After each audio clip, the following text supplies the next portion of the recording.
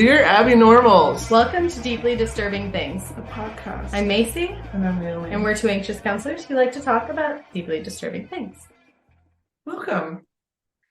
Did we already say welcome? Do we say welcome twice in our intro? You started with I the say dear. Dear Abby Normals. And then what do you say? Welcome to Oh, so Deeply you did say Disturbing. welcome. So I will not say welcome again.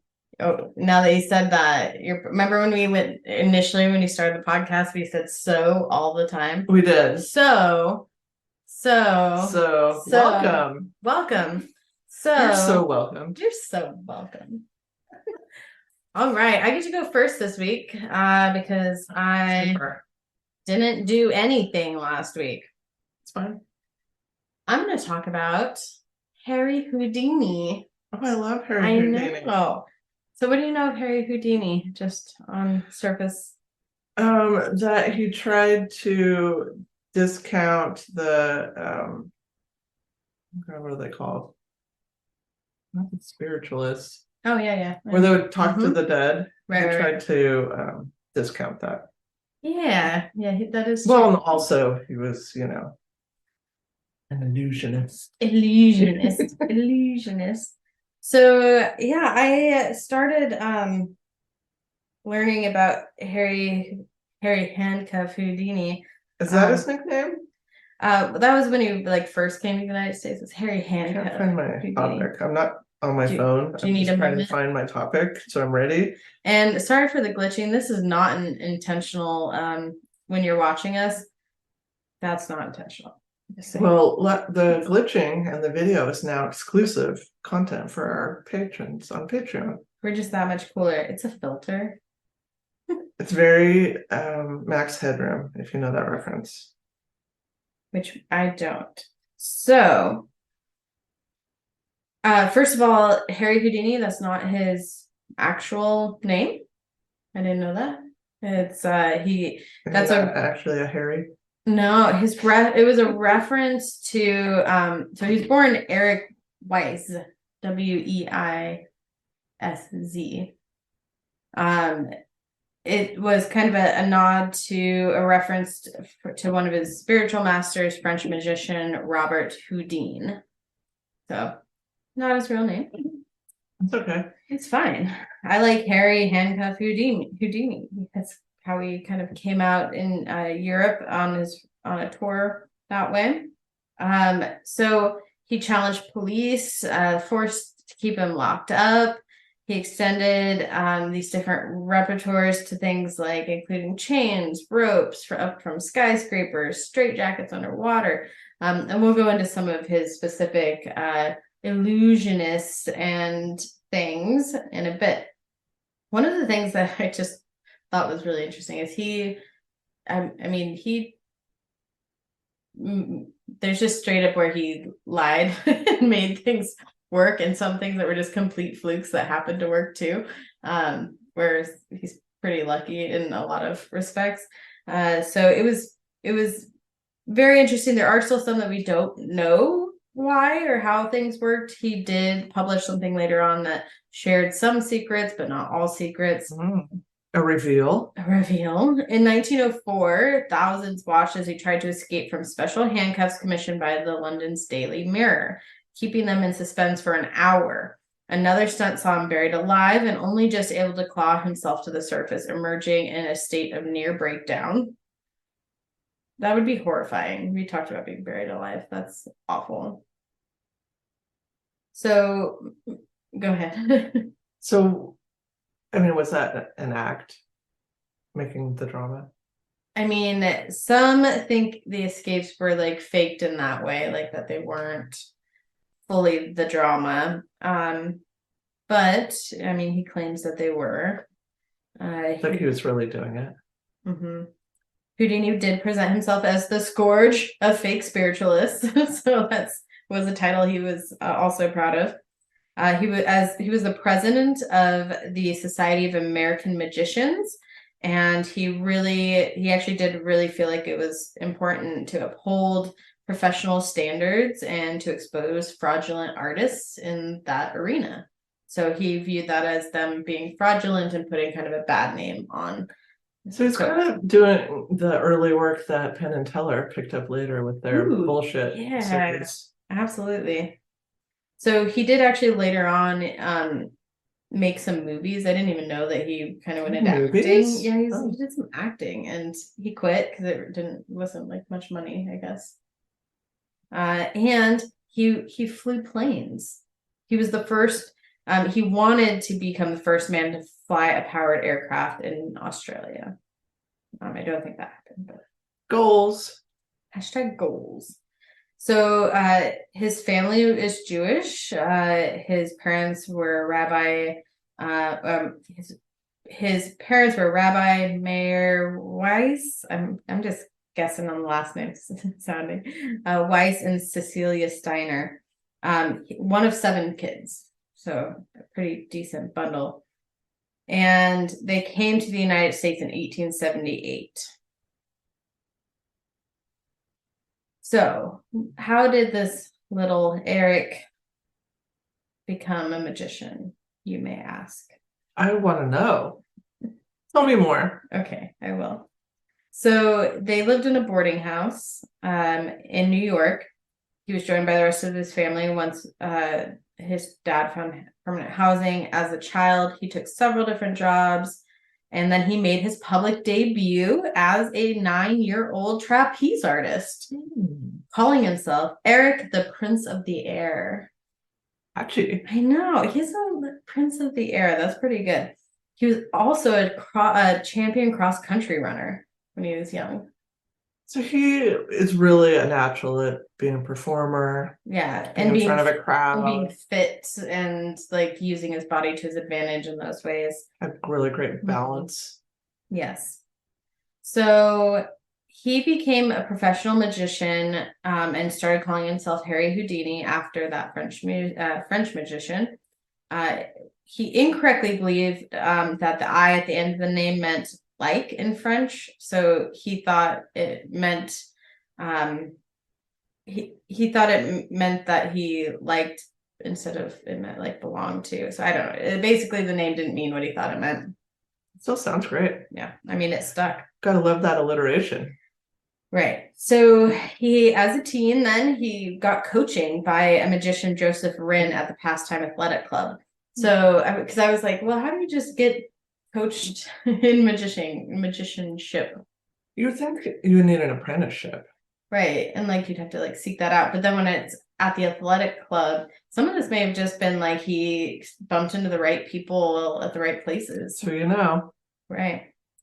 I mean, now you could just probably watch YouTube. Yeah. Yeah. I'm sure there's a lot of magicians out there. Yeah, but aren't they supposed to have their code though, where they don't reveal their secrets unless somebody, passes the initiation and knows the secret handshake and the knock?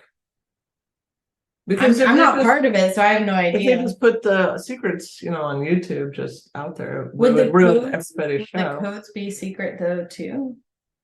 Yeah, you would have to pass certain initiation steps. Ooh, our topics are linked. Oh, there we go. So he started in 1891 with his magic career, and it was kind of a flop. He did a tent act with Strongman, Emil Jarrow. He performed in dime museums and sideshows and even doubled as the wild band at the circus. Houdini focused initially on traditional card tricks, so that was kind of his main thing. And he then named himself King of Cards. Some, but not all, professional musicians would come to regard Houdini as competent, but not very skilled at sleight of hand, lacking grace and finesse. Really in that area. So then he soon began to look at escape acts. So again, it is really inspiring for folks who, like, when they fail at something that they're really putting a lot of time and energy into, to be able to like shift that focus and pivot into something else. Yeah, that's a hard skill. Okay, so then he starts getting into doing these different types of escape acts. There was one where he baffled the police so effectively that he booked at one of these booked at one of these event places for 6 months. His show was an immediate hit and his salary rose to $300 a week. That's equivalent to $9,772.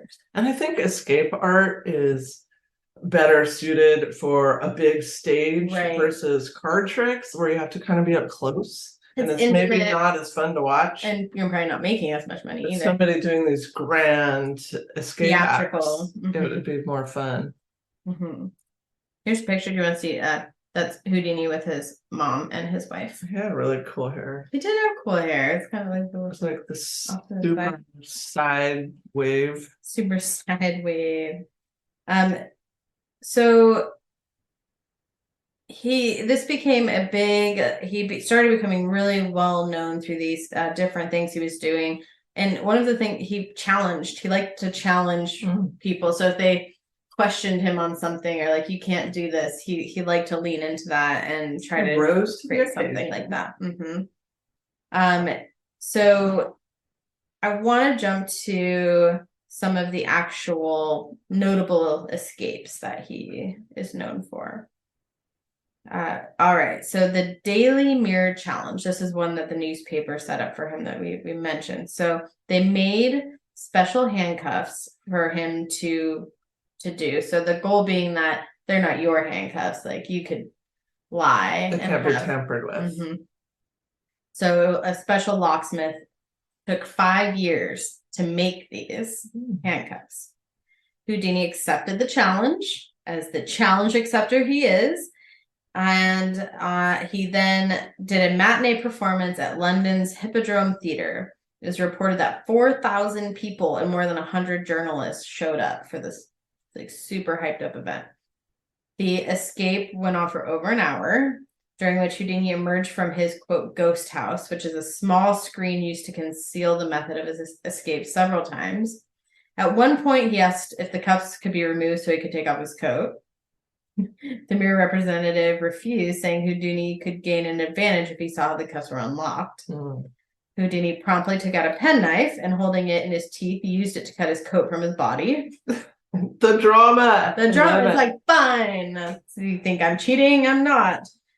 Some 56 minutes later, Houdini's wife appeared on stage and gave him a kiss. Many thought that in her mouth was a key to unlock the handcuffs. However, it has since been suggested that that's a controversial piece of, like, some people report that happened. Other people said that she never was on the stage at all. So also this key would have, at the time, it was a 6-inch key.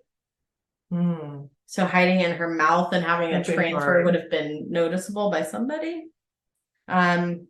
So unlikely. And then Houdini then went behind a curtain, and after an hour and 10 minutes, Houdini emerged free. He was paraded on the shoulders of a cheering crowd. He broke down and cried. At the time, Houdini said it was the most difficult escapes of his career. I think that doing it behind the curtain always makes it a little less spectacular in my mind. Right. Because you don't get to see what he did. Did he break all the bones in his wrists? Like what did he do? Or is he just pulling a key out of his pocket? You know what I mean? Right. Well, but that was supposedly the whole thing with the Daily Mirror doing this and him accepting the challenge was like, we're not helping you. But that could be a setup also for publicity. It could be. You're right. So because what lock takes 5 years to build? I mean, that seems extreme. If I had to make it from hand, it would. I'd have to start from scratch. I wonder if they did kiss, if maybe she had it like hidden in her hair and he like embraced and palmed it really quick, you know. But then some people report that she would never enter the stage. So like I don't know. I don't know. Unless we go back in time. Which we won't. I might. There's him in the I might. Okay, you might. Don't say never on time travel. You're right. Okay. You're right. We did have the great time travel. Fabio. Okay. So after he died, his friend Martin Beck was quoted in a book called Sensational Tales of Mystery Men. He admitted that Houdini was tested that day and did appeal to his wife for help. He also goes on to claim that Best begged the key from the mirror representative, then slipped it to Houdini in a glass of water. However, there is no actual proof of this account. Again, a 6-inch key in a glass of water would also have been pretty noticeable, unless it was behind the screen. I don't know. What's happening behind that screen? I know. So, was anybody back there witnessing, or he was all alone? There really is no evidence. I don't know. So were the cuffs unlocked, or was he just out of them? He had, walked out with them unlocked. Okay. Yeah. So there was something that happened with a lock and a key. Right. So modern biographers have found evidence, notably in the custom design of the handcuffs, that the mirror challenge may have been arranged and that this struggle to escape was pure showmanship from the beginning. He said, again, no proof. You got to raise the intensity and the urgency so and people are invested. The time where people start doubting. You got to shake the curtain a little so it looks like you're struggling. One person shared that they believe the only way the handcuffs could have been opened was by using their key, and speculates that it would have been viewed distasteful to both the mirror and Houdini if he had failed. Yeah, that's why I'm thinking the mirror is probably in on it, because that's going to sell a lot of papers. Right. Versus, we made a lock and he couldn't get out. Yeah, that's going to sell 5 papers versus 300 papers. Right. And then that's going to create more momentum and excitement for future studies that they could, have the exclusive story on. Right. And at this point, he's making a lot of money. He's a big name. So if you're the one hand making the thing and you are the one that publicly disgraces the famous person, that also looks bad on you too. Yeah, like, why are you such a hater? Yeah, like, give him something reasonable, dude. I think even if you had the key, it would be hard to unlock your own handcuffs behind your back. Unless your wife was there behind the curtain. Yeah. Right. And again, we have to think about the time that this was at, and like all of this was I think now people are very skeptical anyways. Like, if the second someone went behind a curtain, it would be like, whatever, I'm out of here. But there was still a lot of allure. People were believed things. They weren't so, like now everybody's jaded. And somebody would sneak a nanny cam back there now just to bust someone. Right. The expose. Let the mystery exist. So there's been a full-size reconstruction of the same handcuffs, as well as a replica style key that was made on display in the Houdini Museum in Pennsylvania. This set of cuffs is believed to be one of only 6 in the world that have ever been made like that. Okay, so the next one. I mean, let's say you had a key hidden in an orifice. You still have your hands cuffed behind your back. You have them in front. Oh, they're in front. Okay. I'm like, maybe it wasn't behind. No. Well, you could still get it. I think you could access a key up your butt. Right. Again, the second you're behind a curtain and behind like a closed hatch thing, like you get a key from anywhere. I wouldn't put it up my butt. Well, I mean, if say that wouldn't be my go-to. He wasn't able to hide one back there. Right. Like maybe it was searched or whatever. Like, okay, there's no keys back here. We searched and it was like legitimately searched. He would have to have it hidden on him. And the butthole is the best place to keep things. I mean, we've had your dad on here many times with prison tales. I mean, you have to start with when your dad had been on the show talking about prison and buttholes. That's not buttholes. Then when your dad's been on, it's just about order of operations, I think. Well, he was a prison warden and talked about all the things that were smuggled in in the human butthole. So he's had to help get it out. It's pretty handy as far as a storage place. You gotta admit. I mean, it's versatile. It's got some capacity. It's got some capacity. It's got some stretch to it. Right. All right. So a key would be no problem. I mean, that's the takeaway. I love how this first one really panned out. So let's get to the milk can escape. 1908. I'm just like, it's totally possible. I mean, it's totally possible. Yeah. There was a new act that he created called the milk can escape. In this act, Houdini was handcuffed and sealed inside an oversized milk can filled with water and made his escape behind a curtain. As part of the effect, Houdini invited members of the audience to hold their breath along with him while he was inside the can. That's it. I mean, that's an interesting twist, right? Yeah. So advertised with big posters that said failure means a drowning death. That's how you get people to show up. I mean, no offense, public, but you guys are brutal. Like, you need some shock and awe apparently to show up. So absolutely. Right. I mean people used to go to a public hanging and bring a picnic lunch for the kids. Yeah, I mean, we're really sick and twisted folk. Very sick, very twisted, very folk. So it was a sensation. People love this. So Houdini modified the escape to include actual milk.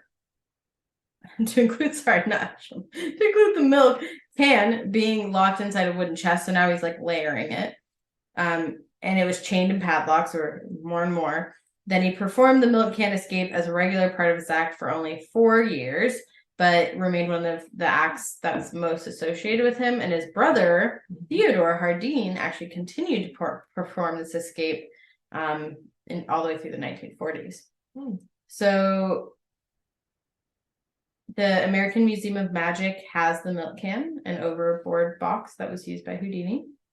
And that's one of those big ass milk jugs. Right. Those big, giant ones. Houdini claimed that the act was protected by copyright, and in 1906 brought a case against another persistent imitator, John Klumpert. The matter was settled out of court, and Klumpert agreed to publish an apology.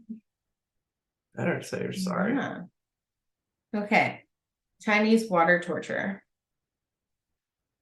Which the term is problematic these days. But as I believe I've mentioned on this show, when I was in 6th grade, I went to Chinatown to the Chinese Torture Museum, and Chinese water torture was one of them. Right. It is historically accurate to the time, 1912, for the Chinese.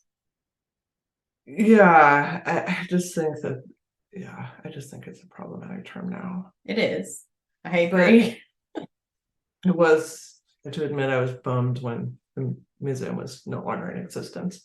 Oh, really? Because out of fascination, I really wanted to go to like, you know how you have your 6th grade memories. I just wanted to like compare to see, is this what I remember it? That's how I feel about the like medieval fairs that like I went to in elementary school, where they had like the big catapults, like the Renaissance fairs. Yeah, and they had like you go through the torture rooms and you're like fascinated, but then like as an adult I'm like, was that as cool as I thought it was, or was that really lame? I didn't dress up, but was it really lame? I don't know. Well, I remember there being like recorded like fake screams, at this museum. Yeah. And there was one where somebody had like a metal cage over their head, but like rats could go in and out of it.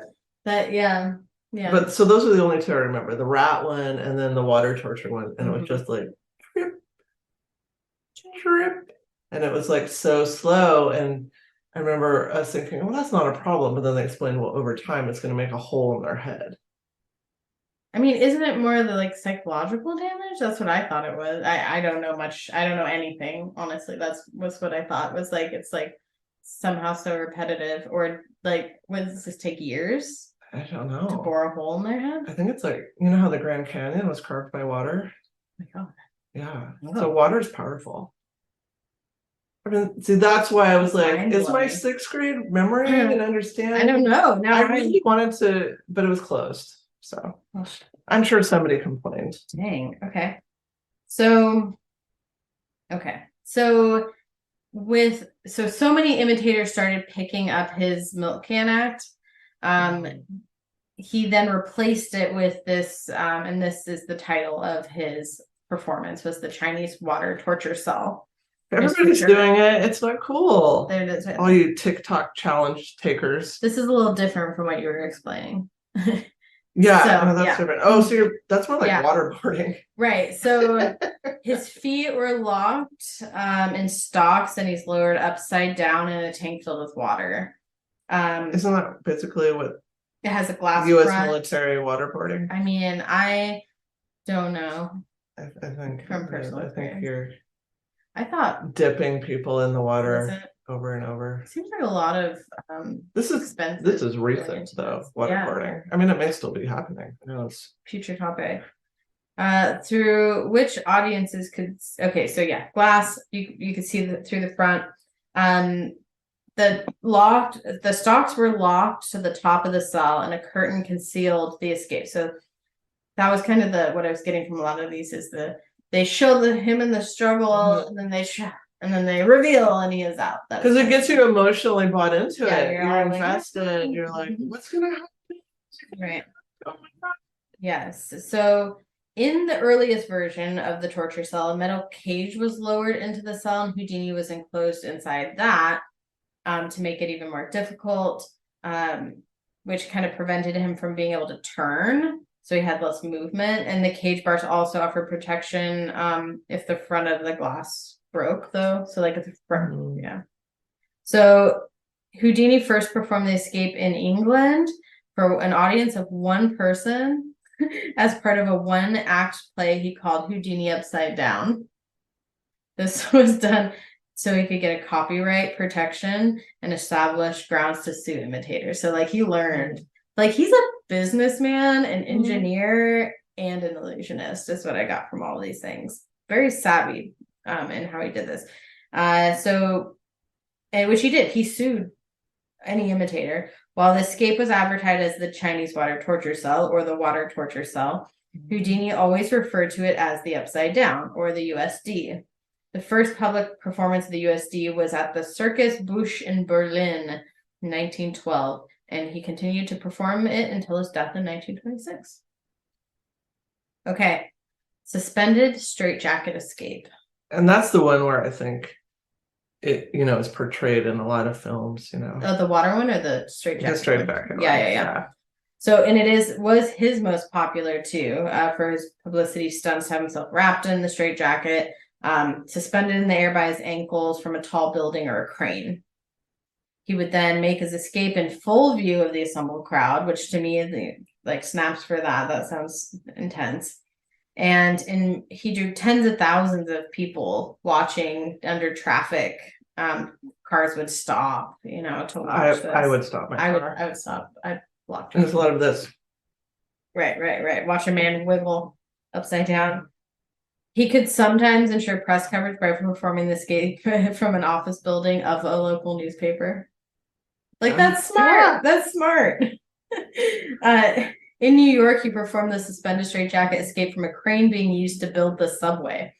After flinging his body in the air, he escaped from the straitjacket, starting from when he was hoisted up in the air by the crane to when the straitjacket was completely off. It took him 2 minutes and 37 seconds.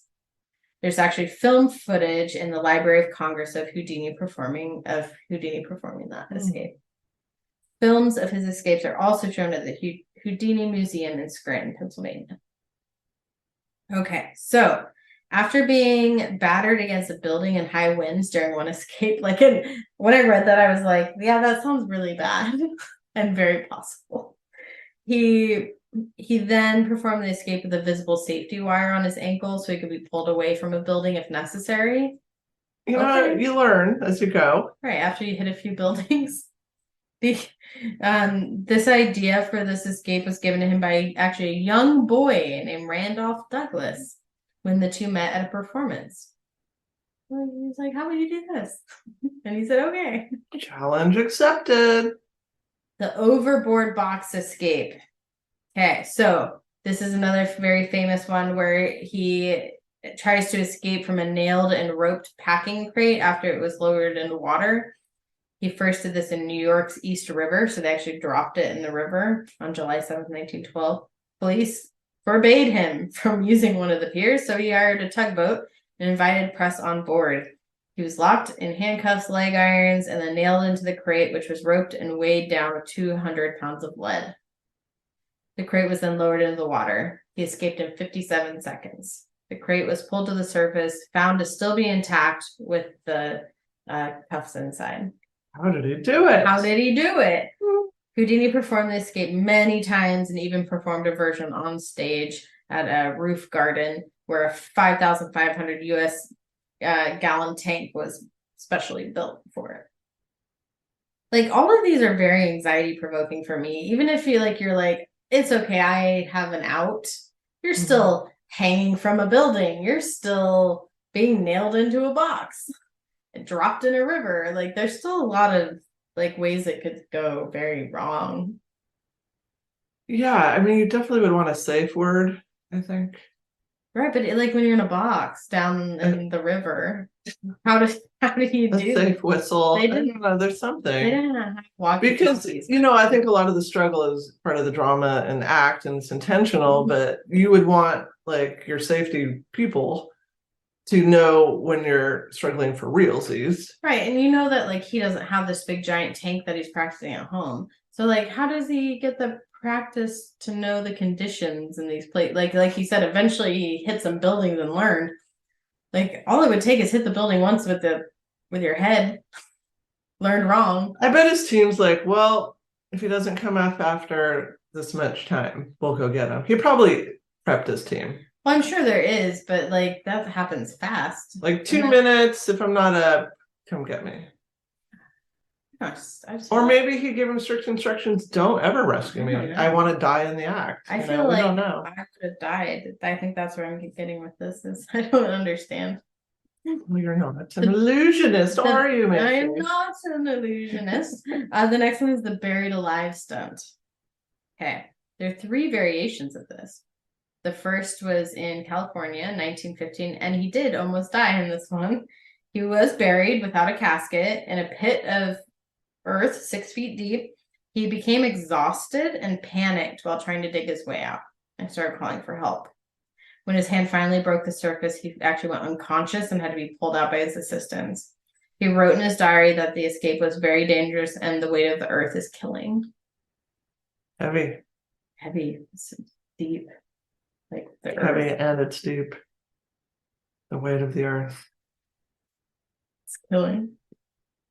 The second variation was an endurance test designed to expose mystical Egyptian performer Raymond Bey, who had claimed to use a supernatural power to remain in a sealed casket for an hour. Houdini bettered him on 1926 by remaining in a sealed casket, submerged in the swimming pool of New York's Hotel Shelton for 1.5 hours. Houdini claimed he did not use any trickery or supernatural powers, just controlled his breathing. He repeated the feat at the YMCA in 1926, and this time remained sealed for 1 hour and 11 minutes. So you're not magical. So I like that he gives away, like he's like, I'll tell you how I did it as long as it proves him wrong. I like that. It's salty. Okay, and then the final one was where it was a stage escape. In the evening show, he would escape after being strapped in a straitjacket, sealed in a casket, buried in a large tank filled with sand. Posters advertised the escape as the Egyptian Fakir's outdone. So excuse me. It's Fakirs. Basically, the guy who flubbed it before, they said his thing outdone. So there you go. The bronze casket Houdini created for the buried alive was used to transport his body eventually when he did pass away from Detroit to New York following his death. Thought that was cool. Sorry, choking my wine. It's so chunky. It's not at all. I hope it's not chunky, because what would those chunks be? Maybe like that sediment that you get at the bottom of wine. Oh, yeah. Certain wines. I don't. Why is that? I don't enjoy that. I don't know why that's there. I feel like you could filter that out. Is it like the bottom of a barrel? I mean, I do have one of those little filter things. There's a screen on it. Is that like that saying it's the real bottom of the barrel? Which is not a good thing. No. Bottom of the barrel is not. It's kind of like the last of the. You get the last. I'm very curious. Will you look it up on your phone, right? Like, where did that come from? I think it sounds like it has some good history. That term has a hint of desperation to it that is not like a positive. Right. I'm gonna look it up in a minute, or unless you do. Okay. What am I So looking at? I'm gonna kind of skip his film career because honestly, it wasn't great. And he flew planes, and that was pretty cool. He did Am I tour looking at what Australia. is the red chunky stuff and why? No. Where did the term bottom of the barrel come from? Okay. So in 1910, Houdini completed one of the first powered airplane flights ever made to Australia. Oh, so he did actually do it. I missed that. So he did do that, and he got falsely reported as a. Yeah, it's just what we thought. Is it? So it comes from the practice in the early US of storing food in barrels. When food supplies ran low, only what was on the very bottom of the barrel remained and had to be removed by scraping. Oh, gross. So basically, when you do get a bottle that has sediment in it, like you are getting the legit bottom of the barrel. Well, I didn't look up wine relationship. Why didn't you look at that too? This is important. I feel like everyone probably cares. Or two people care, and they're both in this room. That's all we need. Two people in a podcast. Two people, one podcast. Two people, one podcast. Some people care, others don't. I think I need to just look up what I was going to originally look up. What is did the you get off chunky track? Stuff in wine? In wine. Okay. I mean, I probably use a bad word of chunky. Because I'm pretty sure the word was sediment. Like the bottom of a river. Well, I think we're going with chunky. Okay. It's either tartrate crystals, aka wine diamonds. Okay, people, I think you're trying to put too positive a spin on it now.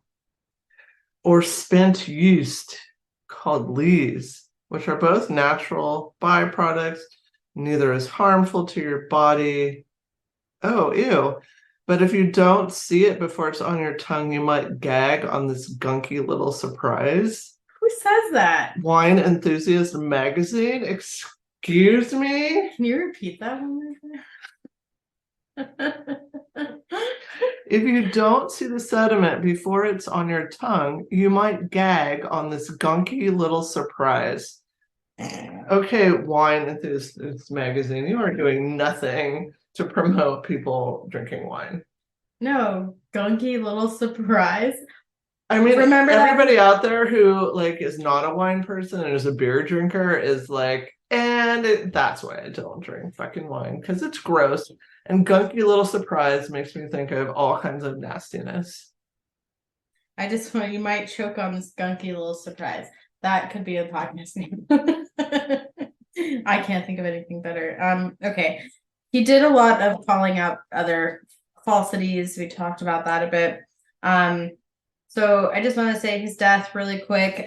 So do you know anything about that, by the way? Wasn't he punched? Yeah, it's been really interesting. I didn't understand fully why, but okay. So he was in a theater in Montreal, and supposedly it was caused by Jacqueline Gordon Whitehead, who repeatedly struck him in the abdomen. The account of the witnesses, a student named Jackie Price and Sam Simlovitz, both said that Whitehead would ask Houdini, quote, if he believed in the miracles of the Bible and whether it was true that punches in the stomach did not hurt him. Houdini offered a casual reply that his stomach could endure a lot because, again, he's like a performer, his body's pretty fit. And but at this time he was healing with I believe a sprained ankle, or no, sorry, not sprained, a broken ankle from a previous show. So he's sitting there on this couch with a broken ankle.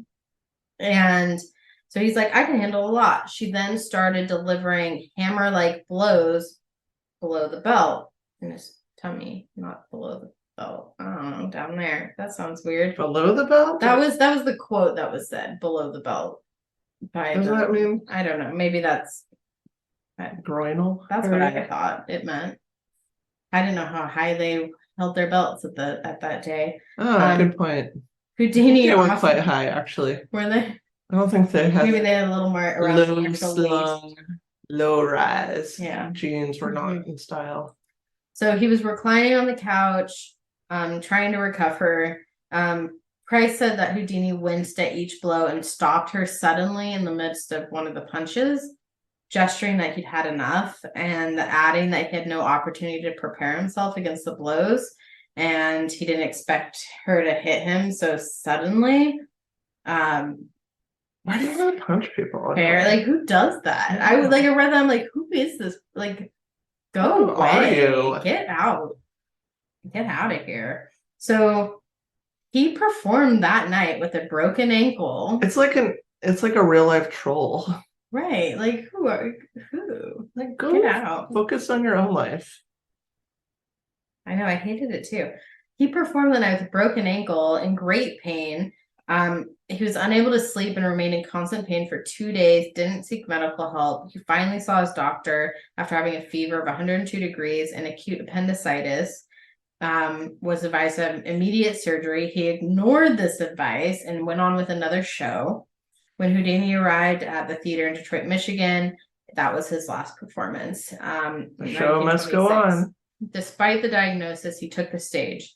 He passed out during the show, was revived and continued, and then afterwards was hospitalized. He then ended up passing away. It's unclear if that is what fully caused it. However, theorists really suggest that the blunt trauma could have. So no charges to that person. No. I hope they felt guilty though. Yeah, I would feel guilty. I would feel really bad. I feel real bad. Yeah. Like here's this guy that does all these death-defying things all the time, and I punched him in the tummy, and that was it. And kill him. And he still kept going. Like that literally is speaking the whole point. Is like I can handle that, and he did for like days. He's trying. Yeah. So the insurance most people probably expect that he died doing a trick, right? Agreed. Yeah. So the insurance company concluded the death was due to the dressing room incident and paid double indemnity because of that. So you can't actually go to his gravesite. His mourners, there's 2,000 people there. Where is it at?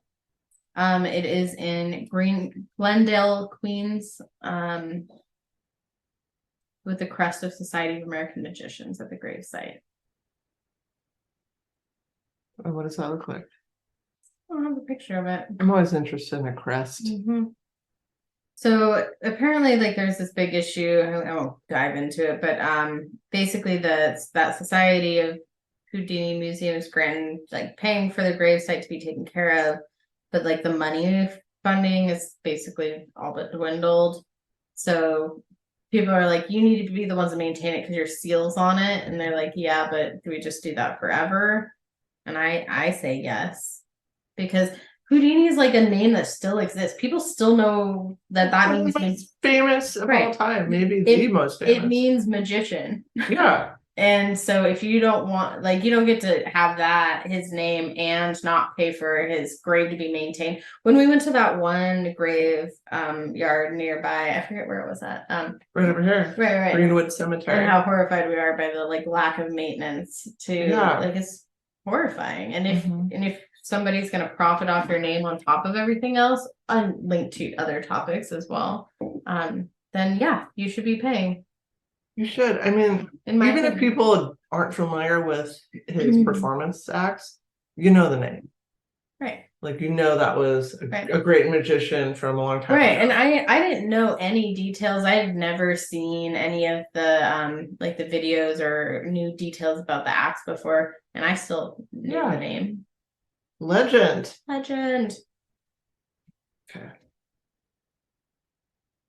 I don't have my glasses, so I want to make my phone real big. I don't know why I forgot. If you wanted to email it to me, you could pull it up on here if you wanted bigger. I can make it pretty big on my phone. I wonder what the max is. 220 is my max. What is that, like percent? 3 words per? It's really big. I don't need it quite that big. So, when you were little, that happened once. Did you like sleepovers or slumber parties? I had a lot of anxiety as a small child, so it was a big workup for me to go places, and I recall very few. Yeah. Did you ever host slumber parties? I think it had to be when I got older, like much older than probably childhood that you're talking about. I went to a lot, but I never hosted. My house was never the host. I don't think I was a host unless maybe like a birthday and a friend stayed the night, that sort of thing. But like one friend. Yeah, not like I'm having a slumber party sort of. I wasn't cool. I didn't have friends. I had a couple friends, I think. So sleepovers or slumber parties is my topic. That's a great topic. I'm really excited about this. So here's where our topics are linked. So these are seen by, there's a ton of research on these. I was blown away by the amount of legitimate journal articles about slumber parties. So there is a ton of research on this. There was not as much about Houdini as I thought there would. I mean, yeah, I'm fascinated because I would never expect that topic to be researched. There's so much. So it's generally understood that it is this really important passage from girlhood to womanhood, and it's really a rite of initiation. And we talked about like that initiation. Oh shit! To being a legitimate magician and getting the secret knock. Wow. So are you gonna call that from now on the secret knock? What? Like everything. When Stella does, like it's when you go to a slumber party, have fun at your secret knock. No, secret knock was your topic. I know. Well, I'm making it Carrie. Secret knock. So what is a sleepover or slumber party? Really, there's not much slumbering happening. Oh no. The one I've been to. So this is like a planned event. So this is different than just a bunch of people sleeping together because they have to or whatever. Right. This is like a planned event. Like everybody's gonna go sleep over at somebody's house. Poor parents. So these rose in popularity right at the very end of the Victorian era. And it started out as a trend and then it became a tradition. So really the peak slumber party period is seen as between the mid 1960s to the early 1980s. In the 1990s, there was a trend of mixed sex sleepovers because parents saw like that was a better alternative than a group of kids going out and doing whatever. So at least they felt like if it's in the house, it's safer. If you do drugs here, then you won't do drugs out there. Well, it's just it was seen as more safe to have it under some parents' roof. Happening. Interesting. Okay. I was never savvy on the co-ed, but that would never fly with mine. No way. Well, I was out of the age group by then, thank goodness, so I didn't have to navigate that. But I was definitely doing sleepovers during the peak sleepover period. I don't even know there's a peak. I barely got invited to a party. Mid 60s to early 80s is considered the peak era of slumber parties. I can see that being pretty good. So, you'd want to bring your cutest pajamas. Like that was a big must. I remember specifically like planning what my pajama thing would be. It'd be like my cutest nightgown or whatever. And your sleeping bag and pillow. But then also you'd bring, if you could, some kind of item that would be like some contraband or something to share, something to offer. Like maybe it's some makeup nobody's supposed to have. Now I'm starting to understand why I never got invited anymore. Not everybody has to have that. I was dressed by my father, so good luck on cute pajamas. And then I had no idea about these rules. I brought nothing other than probably my own pillow. Yeah, I mean, if you were the one that snuck in a fucking cigarette or something like that. I mean, that was the kind of thing like, ooh, should we try it? This is how popularity starts. I'm understanding now. This is answering so many life questions. Well, what did I say? The rite of passage from girlhood to womanhood. The door knock. I mean, I started going to these when I was really little. So I had a big crossover from actually being a kid to being a teen in these. And they definitely changed over the years. So the sleepovers are really important also because they give one a window into how other families live. which gives us a sense of understanding of our place in the world. No, that's so true. And how we fit in. Right. It's like, oh, this is how other people. Yeah, like, oh, they eat that for dinner. Oh, they sit down for dinner. Oh, they watch dinner in front of the TV. Or maybe it didn't have more than one bathroom. The slumber party person that I went to their house, they weren't allowed to watch PG-13 movies. It was only PG. And I was like, oh, I watched like Ren and Stimpy. Well, yeah, see, it helps you reflect on your own place in the world. Right. And it helps you understand yourself, and it helps with that critical self-identity, which is, in that stage of life is so important. I mean, I would witness different ways of discipline that kids experienced, or there's so many different things you might be exposed to. When you watch them get in trouble, you're like, ooh. Yeah, and it's maybe like really different, or maybe you even like it better. Maybe you're like, can I just live here forever because this is way better than my house? You have like name brand snacks. Wow. Yeah. Because I was pretty poor, so we never hosted spaghetti, top ramen, mac and cheese were my staples. All the nutritional values were there, I'm pretty sure. There's a broth with some sort of chicken, maybe. Chicken powder? I don't know. We had a lot of things in plastic bags from the bulk health food store. So sleepovers also let kids experience autonomy away from parents' watchful eyes, because really the number one rule of the host house is the parents are supposed to be out of sight, out. Right. Out of mind. You're supposed to just let them, here's your space, and you back away. I mean, there were some exceptions. Like sometimes the parents would be creating a snack and be like, kids, make brownies. Here's a snack. The movie's on. Well, I don't know. No, or they'd be doing some weird, like trying to be out the window, scaring the kids. Like those were kind of the only exceptions. My dad did that machete once. But that was a Halloween party, and I was in high school. It counts. And sleepovers go into high school. So those are really like the exceptions to the parent rule. You're either providing food or you're providing a scary prank.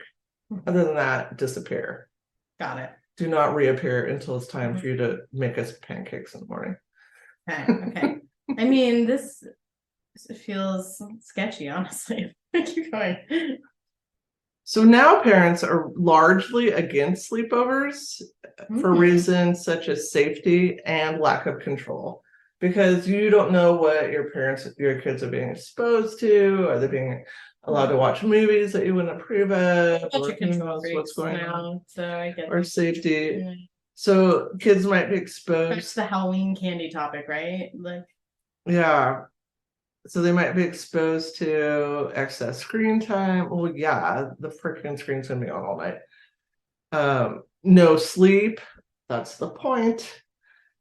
Yeah, I mean, it could be domestic violence. You're exposed to all kinds of things. Different language. And parents, I think, should be concerned. I mean, the things that I was reflecting on all my sleepover experiences. I mean, I lost my virginity at a sleepover. So. Oh my God.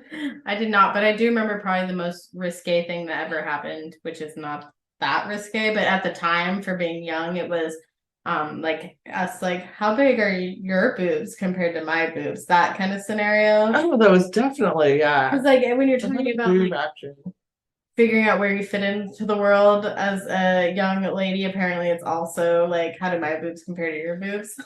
Well, everybody was really good at you could change your clothes without taking like revealing anything. Like you could take your bra off without taking your shirt off. I can still that's a skill. I can still do that. That is a straight up skill. Can you pull it out your sleeve? Yeah, you like do one arm and the other arm. It's almost like an illusion. Oh my gosh, we're illusionists. We're basically Houdini. Basically. And bury me in a box and call me Houdini. But then there's always the one at the slumber party that's like, oh yeah, just showing it all off, all proud. All right, yeah. And making everybody else feel uncomfortable. We know, Lisa, this isn't your first rodeo. All right. So I am not going to talk about this time. I didn't. Lisa's a fake person. Sorry. I do want to cover this though in a future one when I was, when I was looking up this topic, I came across earlier this month, there was these horrible sleepover murders where 6 teenagers were killed at a sleepover earlier this month. So there are real dangers, but I'm not talking about that tonight because I will need to do further research. So even though parents, like, the tides have shifted away from it, they do still happen. I watched way too many videos today by tweeners on YouTube that were like just showing you how to throw the ultimate sleepover, 50 sleepover games that'll, make your sleepover the best. So old now. So it's pretty innocent. I mean, I was kind of glad like this is still a thing. Yeah. And just to see the innocence of it. So here's some must-haves. Great. Now, if you want your sleepover to be a Can we have a success. sleepover? I don't really like. I like sleeping alone. I mean, I'm a light sleeper and I'm cranky if I don't get my sleep. So you're really mellowed out. You can do well, yeah, I like my sleep. I mean, I get woken up between 6 and 6:30 every morning, so I need my sleep and I have to be ready for like the Stella show. A child. Yeah. Yes. Have to be cheerful and energetic. Happy. Right.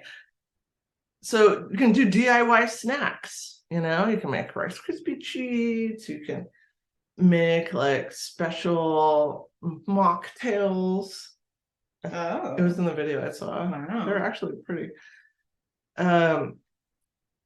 So in these ones, you actually prepare the sleeping area so people aren't bringing in their own sleeping bag and pillow. I would like to have my own. Yeah, this was like, do your cute sheets and pillowcases. Yeah. And like, you can spray lavender or, put fairy lights around. I feel like I really missed out. Of course, you have to do face masks. You could do a fashion show. You could do karaoke, or there's like these apps where you can like film like a music video, like with your friends dancing and singing. Like these like structured activities that like kids can do. Because I mean, when there's no structure, I mean, there's Truth or Dare. I played a lot of Truth or Dare. Oh, I'll get to Truth or Dare. Did you love it? I mean, I hated that shit. Well, which did you choose more often, Truth or Dare? I hated as an introvert, especially when I was younger, having to talk honestly and openly with a bunch of girls that like weren't really that close to me was horrifying. Having them tell me to do something embarrassing was horrifying. So I'd pick Truth and I would probably lie. Yeah, I was not a good game player. So pillow flights, that's a classic. You can take photos, of course, and then use different apps to make them. Have you ever been cute. in like a real pillow fight? Yeah. It's not that fun. I haven't. I don't know. Think it's that fun. I think it's overrated. It's like watching something, I don't know. I always associated it with like kind of a porny idea. I think, yeah, my idea goes to on the bed. Like Grease. Our shorts are so short, and we're just. I mean, it's kind of for boys. That's what I was thought. Yeah, it's kind of porny. Yeah, like it's not really like when do girls do that? I mean, again, or for people that are into women. Yeah. Girls. I don't know. It's just kind of. I mean, I never thought a pillow fight was that fun.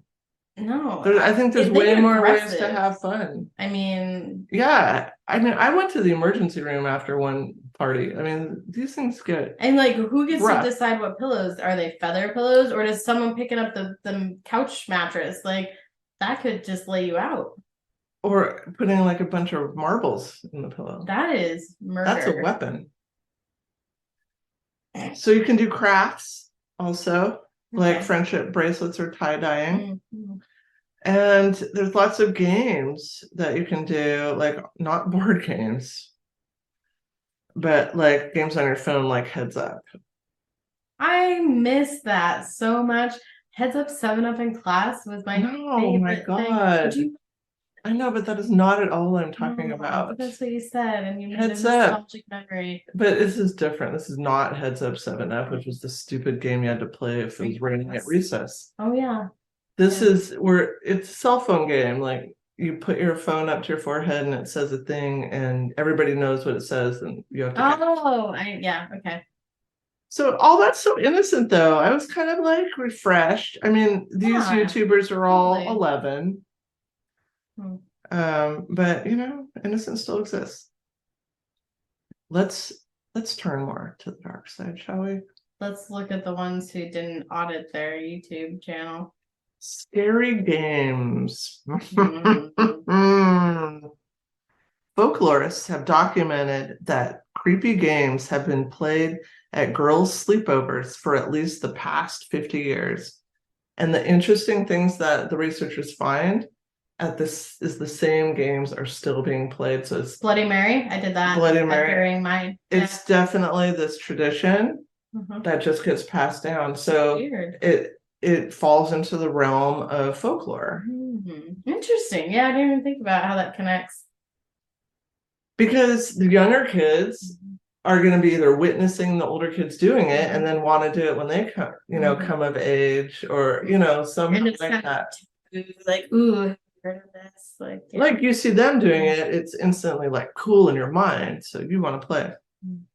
So confronting fear, especially fear of the supernatural, is an adolescent rite of passage.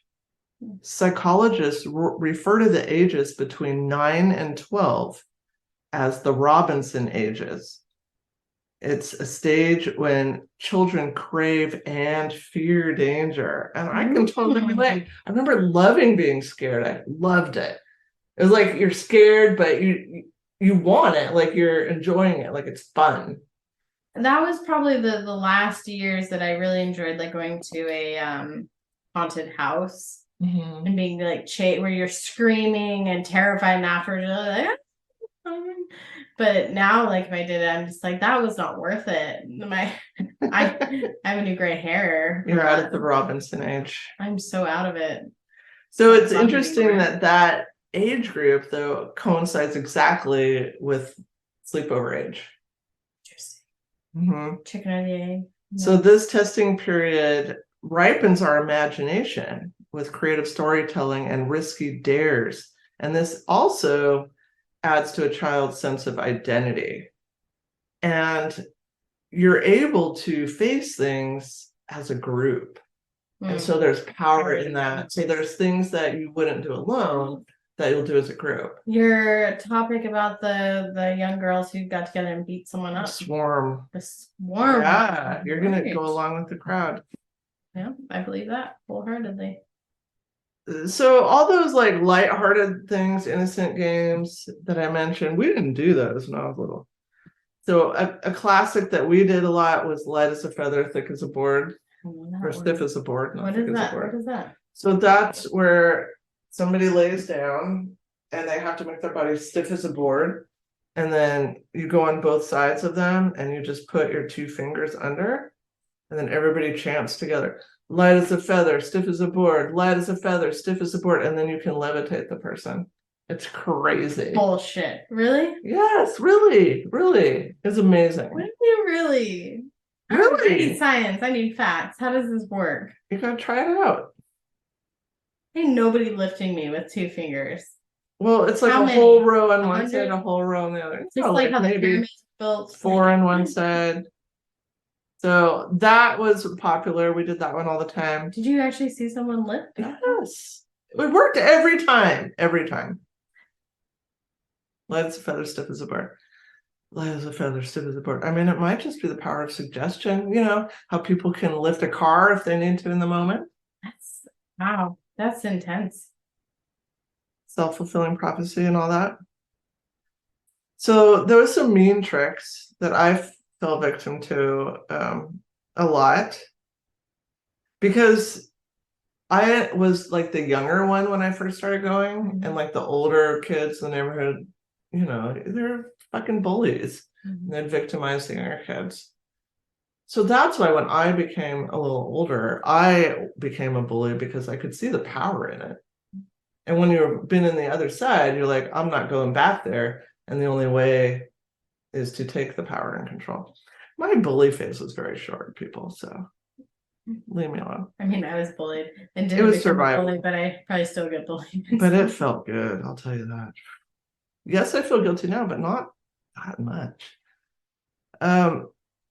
So you didn't want to be the first person to fall asleep because I'm so glad I didn't hang out with you. Like what happened? No, I was a younger one that this happened to. So my friends were very nice. People would like Sharpie right. mean things on faces. So that happened to me. And then you don't know, right? Everybody's like, and when you wake up in the morning, and you're like, what the fuck? And then finally somebody's like, look in the mirror. And then you're like in there for half an hour, like scrubbing your skin off, trying to get it off because you're just horrified. So that was the main thing. Yeah.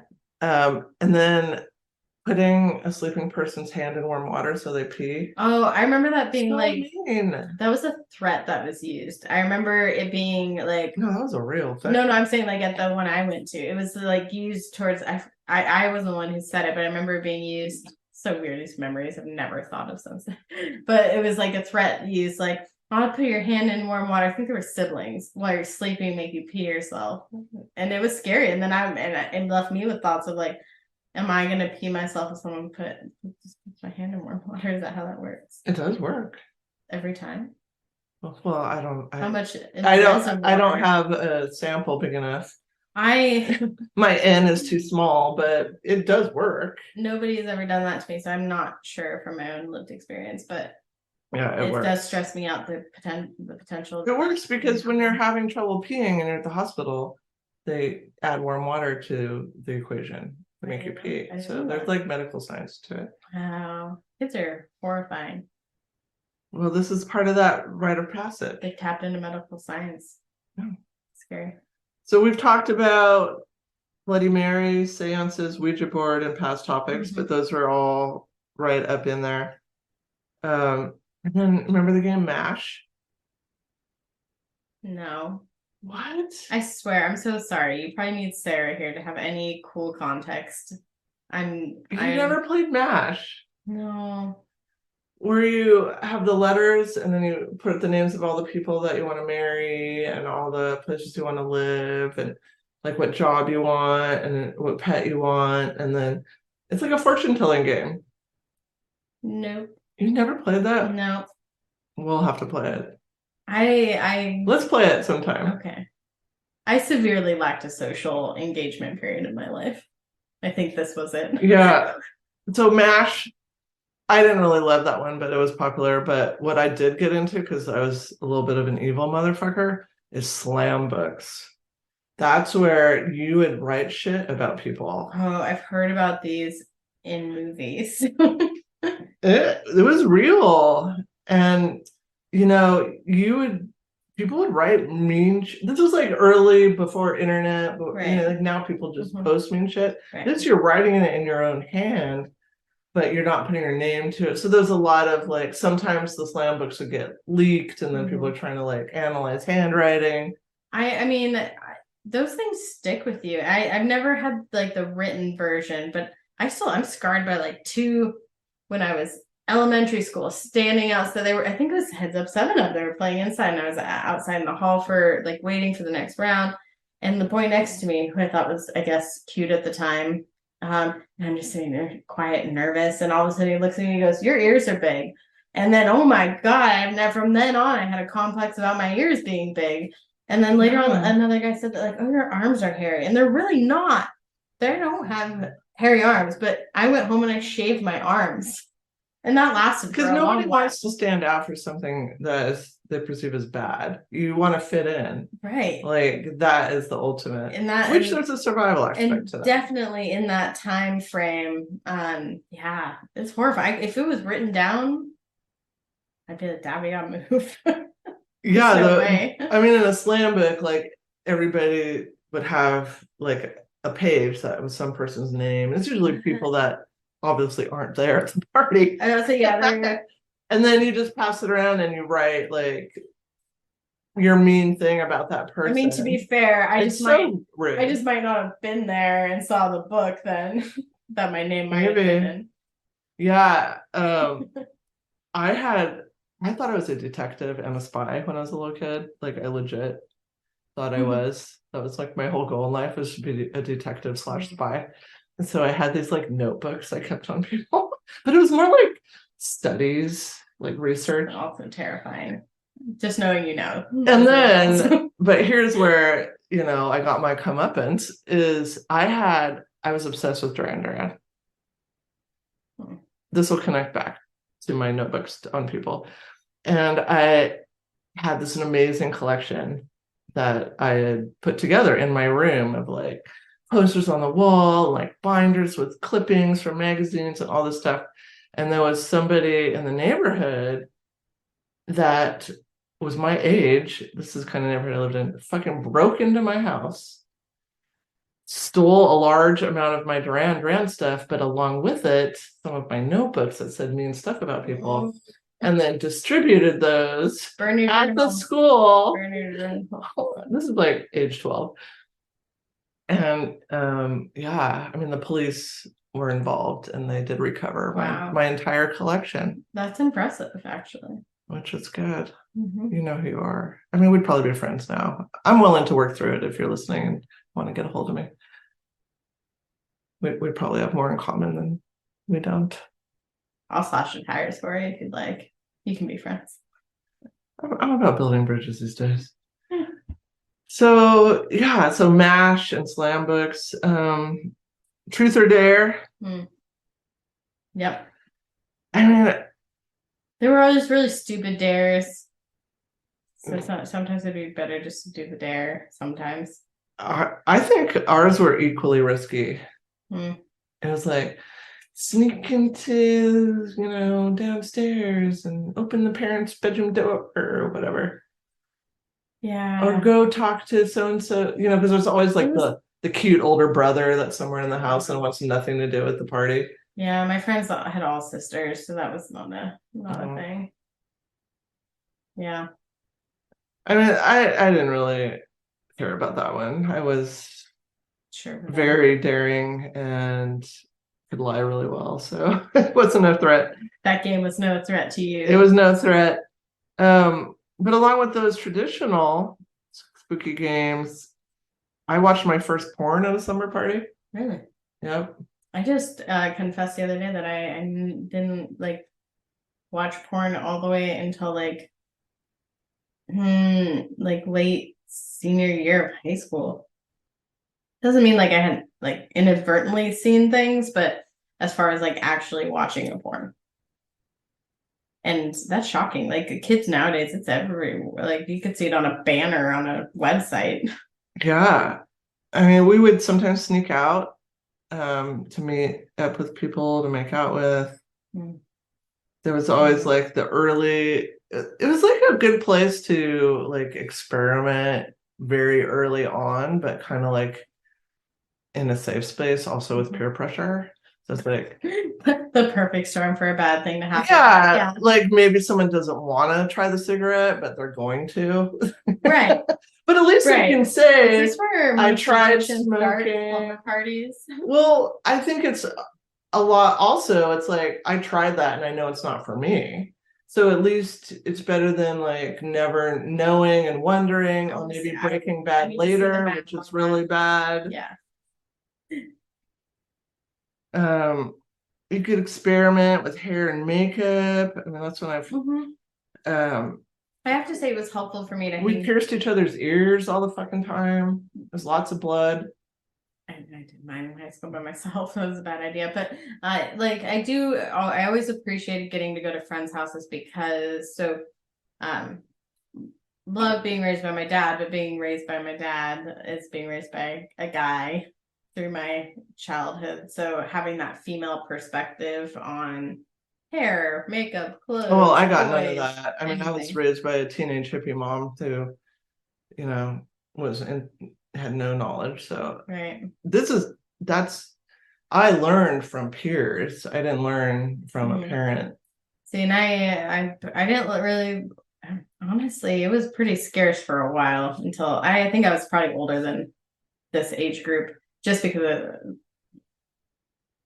I mean, I remember doing my first winged eyeliner, no, and I was so happy with how it looked. And that was like, I did that for a while. It was like my Right. look. Probably sophomore year in high school, honestly, for me, because freshman year is still when I moved to Spokane, and I had like my very kind of lovely nerdy group of friends before moving here, and the Spokane was probably the worst influence on me in any way compared to anything prior, and not even in that big of a way comparatively. Yeah, my first time getting just shit-faced drunk. I was at a slumber party, just shit-faced. I didn't know how to pay. I didn't understand, like, There's what's no a face for it, vodka? just keep It going. looks like water. It's not. No, no, and honestly, maybe I not relived. I got to experience slumber parties through playing roller derby and having after parties. Yeah, because I enjoyed that. same vibe. Yeah, kind of. I mean, from the sounds of it, Autonomy, you have a group of safety. Like people, safe place. I think Yeah. expect like, oh, you probably went off and did all these horrible. No, it's like you're actually like with a group of people and like you're having safe fun with Yeah. them, and it's structured in some ways. And I also had one too many Jello shots in one of those evenings, and And there's somebody on vodka hand crayons. to put a maxi pad on your nose when you're bleeding because Or you cleaning fell. up my throw up off of the toilet so other people can use it. That I've had way too many interactions with your bodily fluids, I have to say. Oh yeah, no, I get it. I am surprised From you're both ends. Yeah, I'm surprised you're friends with me still, but I appreciate it because that And nobody else has other than my father. I have an iron constitution. I hardly ever I cripple you. puke or poop, diarrhea. So that's my topic. That's a good topic. I like it. Sleepovers, aka slumber parties. No, I mean, it makes sense. Slumber parties make sense. I mean, it all makes sense. And I'm glad they're still happening. I'm also understand the anxiety for parents, especially as you know the veil kind of gets uncovered more. You see what's happening. Yeah, I mean, I let my kids do it, but I was always like, I knew the parents. Yeah, to me, it'd be like, I want to know where you are, who Yeah, the parents yeah. are. I want the phone number. I need to know who's attending because if so and so's attending, you are not going. But of course, kids can lie, kids can sneak out. So, I mean, you have less control than you think. Right. And it's almost from what I've seen. Oh, let me just like counselor mode when I've worked with families. It's almost like the more control that was trying to be put on, the more that was being broken over and over and over again. I always counsel parents on the love V. So when your kids are little, yes, have more control, obviously, because they'll toddle into the street and don't know any different. But as they get older, you have to loosen up and give autonomy, more freedom. The love V. This is the V. But I write it like I write the word love, and then we focus on this being the V as how it opens as kids get older. Right. When I talk with parents too, I often talk about that because I'm not a parent, so I come from more of that perspective of the teen that I'm working with, which is, you know, they're balancing both the fact that they have to follow your rules still, and you want them to do all this stuff on their own. That's hard. I mean, that's a dual role right there, and they're still navigating what that means. Aren't we all? So, all right. If you didn't listen to our last episode, we talked about the murder of John Chow, who was a 26-year-old U.S. missionary who was killed by the North Sentinelese tribe, who were supposed to be uncontacted and unprotected. Want to talk about Patreon? If you would like to join our Patreon, it is only $1 and it helps provide us with new cables when we break them, wine, probably to help fund whatever is happening with Naomi's computer flashing and glitching all the time. We'll have to figure that out. And you get exclusives like the video of this podcast. Right. And we do patron-only content, which is pretty cool. And now that the weather's better, we're going to be doing some outdoor stuff again and getting field trips, explore, which is fun. Yes.